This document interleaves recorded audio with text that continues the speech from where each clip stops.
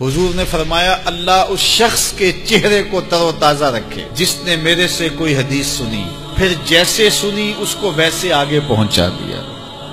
اور آقا کریم نے فرمایا بعض اوقات سنانے والا اس پر اتنا پہنچ کے عمل نہیں کرتا جتنا پھر سننے والا اس کے اوپر عامل ہو جاتا ہے۔ تو جب حضور نے دعا دی ہے کہ اللہ اس شخص کے چہرے کو تر و تازہ رکھے جس نے میری حدیث کو، میرے فرمان کو سنا اور ایسے ہی آگے پہنچا دیا، تو پھر موت کی سختیاں بھی اس کے چہرے کی تر و تازگی ختم نہیں کر سکتی، پھر قبر کے لمحے بھی اس کے چہرے کی تر و تازگی کو ختم نہیں کر سکتے۔ حشر کے دن لوگوں کے چہرے مرجھائے ہوں گے، جس کو رسول اللہ کی دعا ہے اس کا چہرہ اس دن بھی تر و تازہ ہو۔ تو حضور علیہ الصلوۃ والسلام کے فرامین کو سننا، دیکھیے جو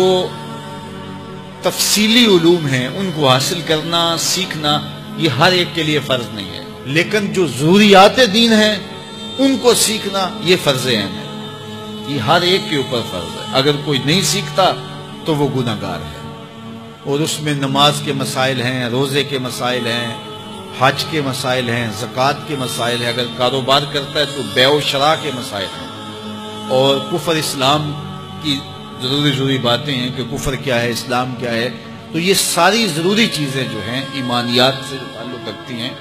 ان کا سیکھنا جو ہے ضروری علوم کا یہ ہر ایک کے اوپر فرض ہے۔ تو اس لیے آپ لوگ اپنا وقت کچھ نکال کر کے جو ہے وہ اس کے لیے صرف کریں، اور ضروریات دین سیکھنے کے لیے کچھ فرصت کے لمحے نکالیں۔ لوگ کتنے طویل ڈپلومے کرتے ہیں، کاروبار سیکھتے ہیں، کن علوم میں مہارت ہے جو ہمارے لیے بالکل غیر ضروری ہے۔ کسی نوجوان کے پاس بیٹھ جاؤ نا تو وہ تمہیں بتائے گا کہ کس کرکٹر نے کس میچ میں کتنے سکور کیے تھے،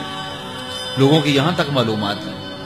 اور وہ 15 سال پرانا میچ ہے، اس کے اندر کس نے کتنے آؤٹ کیے تھے، کتنی وکٹیں لی تھیں، کتنے جو ہے وہ اس نے سکور کیے تھے، اور اس کی پوری زندگی کے سکور کتنے ہیں، کیسی کیلکولیشن ہے، اور کس قدر لوگوں کا پکا حساب ہے۔ یہ وہ چیز ہے جس کا نہ دنیا میں فائدہ نہ آخرت میں فائدہ، لیکن دلچسپی ہے نا، جس چیز سے دلچسپی ہو تو وہ چیز خود بخود ازبر ہوتی چلی جاتی ہے۔ دلچسپیاں انسان کو جو ہے وہ کسی چیز کو یاد کرنے میں مدد دیتی ہے۔ ایک عرب شیخ کہہ رہا تھا کہ ہم ماضی میں پڑھتے تھے کہ ہمارے اسلاف، ہمارے بزرگ ایک رات میں پورا قرآن ختم کر لیتے تھے، تو وہ کہتا ہے میں سوچتا تھا